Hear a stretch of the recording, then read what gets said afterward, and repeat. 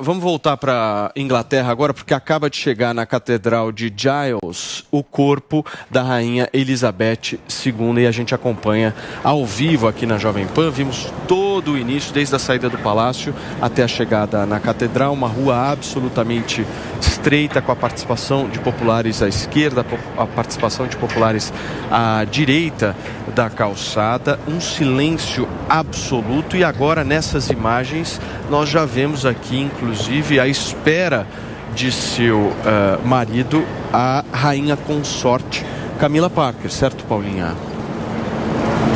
O cortejo segue com esse silêncio importante e com todo esse aparato de segurança, né, que deve ir acompanhando aí conforme os ritos, né? Muita segurança envolvida exatamente pela presença do rei Charles III e também, enfim, todas as autoridades, né? A gente vai ter a primeira-ministra envolvida. Paulinha, nesse momento, para quem nos acompanha por imagens, bem abaixo da imagem é o momento em que o caixão sai do carro. Acho que nós temos a participação aí de 8 pessoas justamente fazendo esse procedimento, retirando o caixão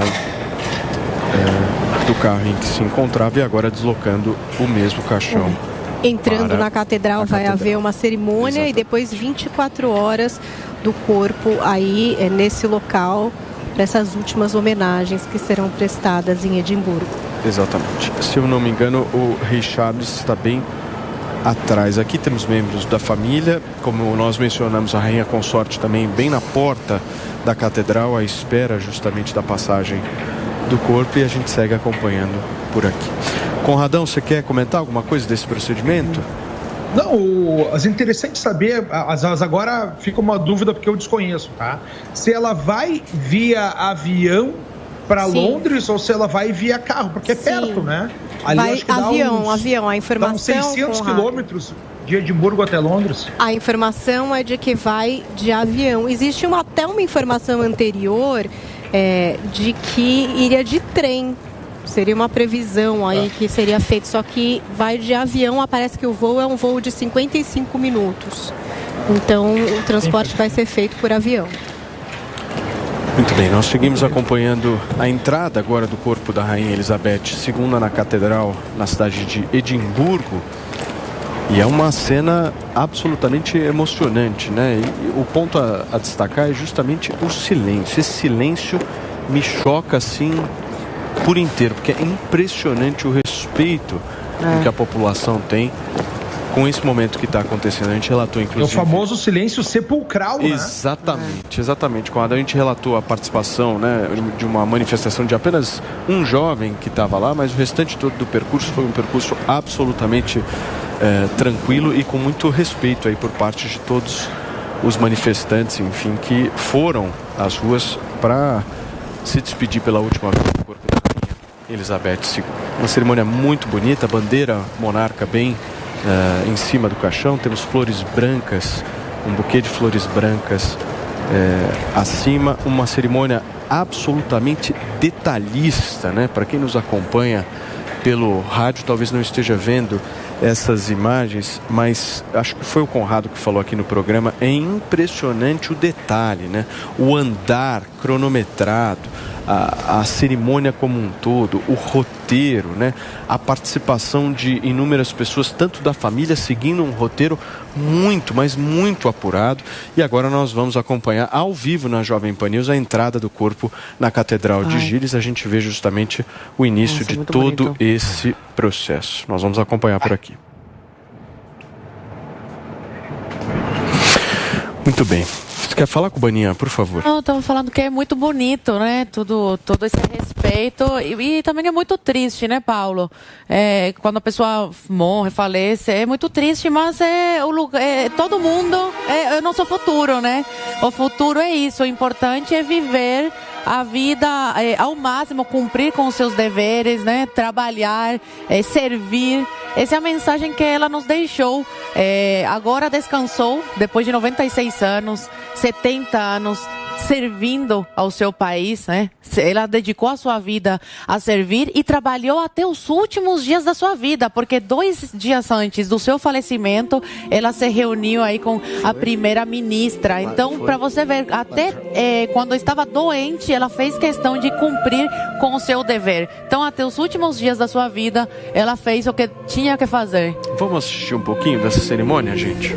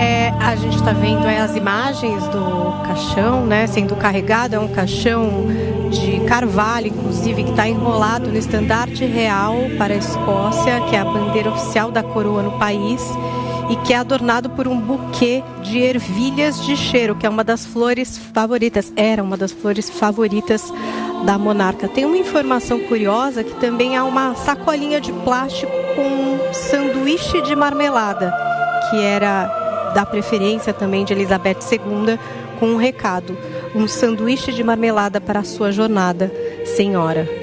Então, algumas curiosidades aí. Olha só, gente, o caixão acaba de chegar justamente na catedral, nós estamos acompanhando aqui na Jovem Pan News. Haverá um serviço específico para familiares e amigos, e logo depois é que eles vão abrir a igreja para receber todo o público que está lá fora, aguardando ansiosamente pela última despedida à Rainha Elizabeth II. Conrado, por favor.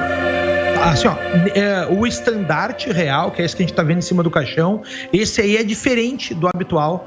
O estandarte, ele é colocado nos palácios quando a rainha não está, né? Se a rainha está lá em Balmoral, no castelo de Buckingham, fica o estandarte. E esse é o estandarte na versão escocesa.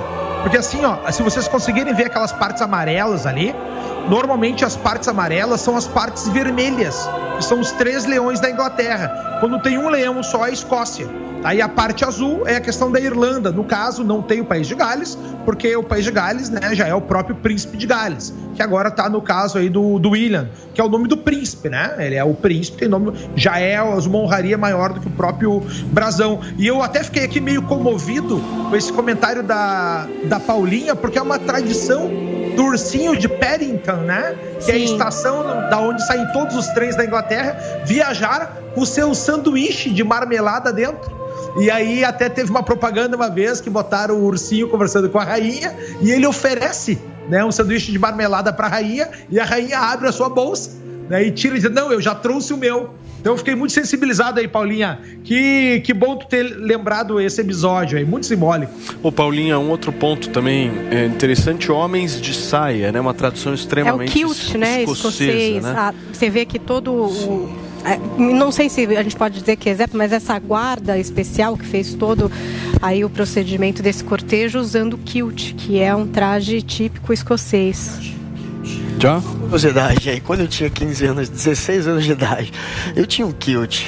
Kilt é um traje típico escocês, é usado pelos militares também na Escócia, mas também foi muito subvertido no punk, né?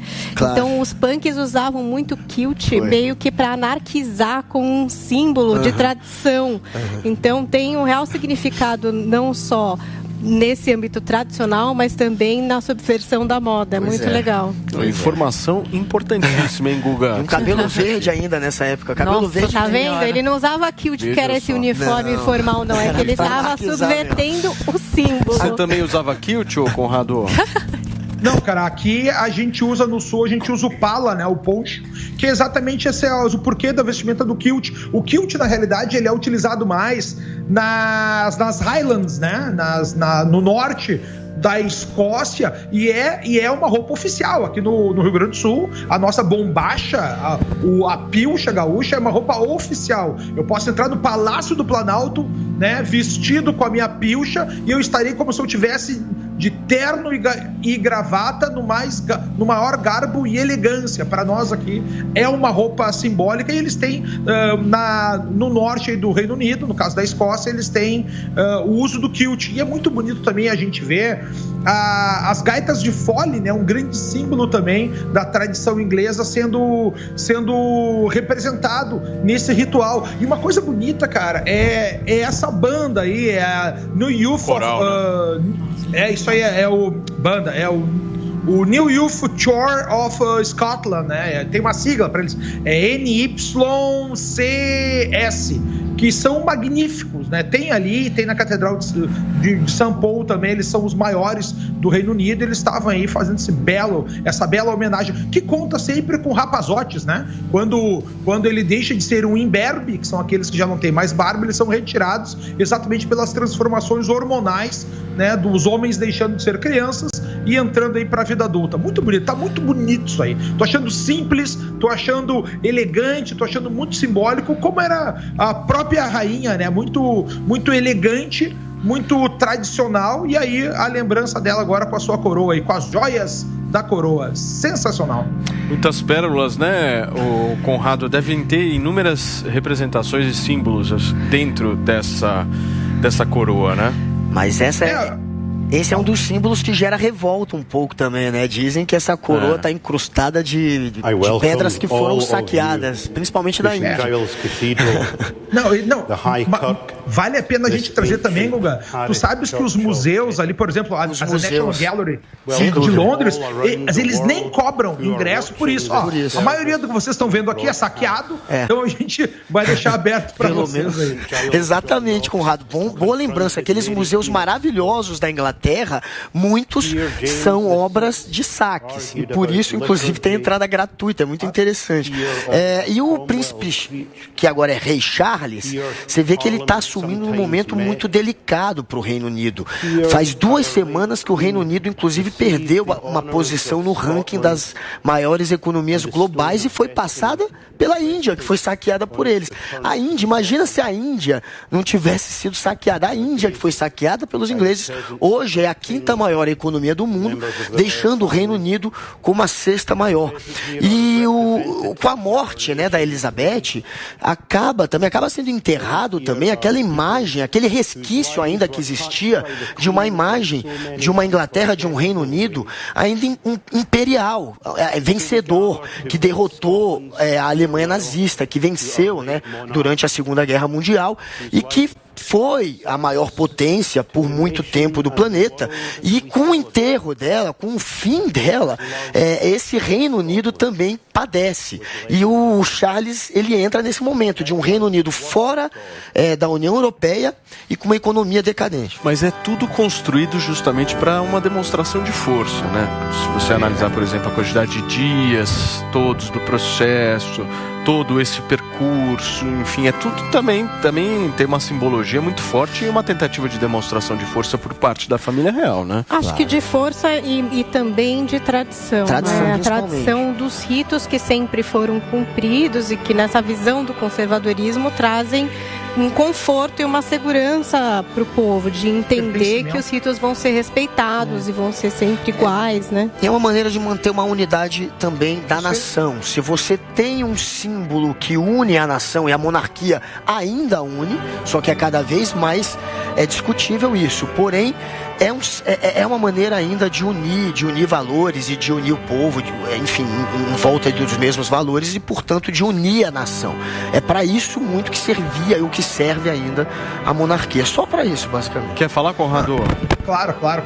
Tu sabes que é muito interessante a gente ver o ser humano, a gente tem, né, nesse nosso mundo moderno aqui, achar o sentido da vida é muito difícil, porque está muito fragmentado na nossa existência. E os rituais é a principal forma de nós encontrarmos pertencimento. Pertencimento é uma das formas de nós enxergarmos sentido na vida. Por isso que é tão importante, por isso que as religiões têm esse papel de ter os seus ritos, né, seus simbolismos. Pô, a religião judaica é a que mais tem festa, né, para unir o povo, a congregação, os seus partícipes. Isso é muito bonito da gente ver também na própria nação, porque é isso que faz tu te sentir parte. Quando tu vê cada um desses cidadãos que estão na nossa tela agora aqui cantando os hinos, né, os louvores, dá essa ideia de unidade nacional. E o Hugo trouxe muito bem esse fato do Charles estar pegando uma fase que ele vai ter que entrar. Imagina tu ficar 73 anos na suplência, né? Ele é praticamente aí um Emael lá da Inglaterra, porque nunca apareceu, né? Agora o cara chega, vai ter que sair do banco para jogar com 73 anos. Tipo, como é que ele vai fazer essa unidade nacional para fazer esse crescimento? Mas vale a pena a gente lembrar também, né? Que, comparar a Índia com a Inglaterra é uma sacanagem nos dias de hoje, né, Guga? A Índia aí tá quase batendo a maior população mundial. Tem mais de 1 bilhão, 1,2 bi. Claro que população ajuda. Daqui a pouco, a população da Inglaterra é 55 milhões. Mas tem um lado negativo e um lado positivo. E o Reino Unido, querendo ou não... Símbolos. Não, tem um lado positivo e negativo de ter muita gente. Também é difícil você, enfim, fazer com que se distribua de uma maneira mais equânime as riquezas. É complicado, tem muitos problemas. Olha só, gente, nós estamos ao